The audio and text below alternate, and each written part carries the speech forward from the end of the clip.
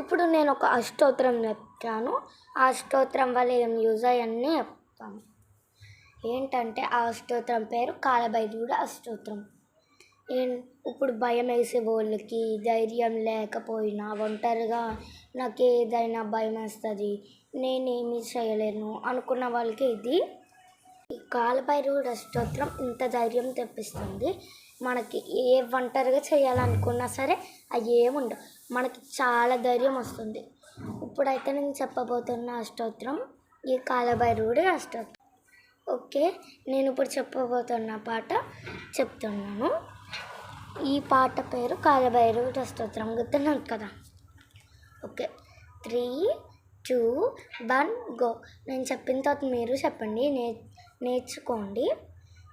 Devaraja సేవ్యమాన పావనాంగ్రి Pankajam వ్యాలయజ్ఞ సూత్రమిందు Shekharam కృపాకరం నారదాది Yogi Brinda వందితం Digambaram కాశికాపురాదినాథ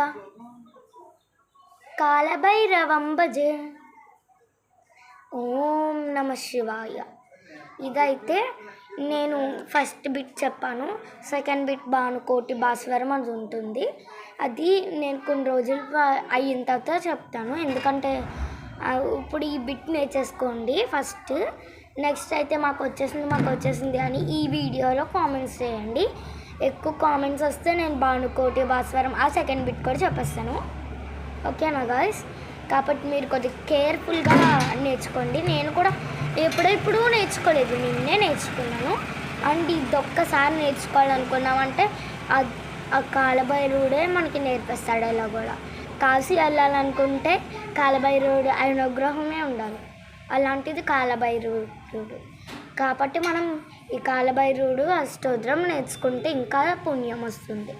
thank you for watching Naveen Buddhagiri YouTube channel. Subscribe please my information. Bye guys, wish you all. తప్పకుండా నేర్చుకోండి.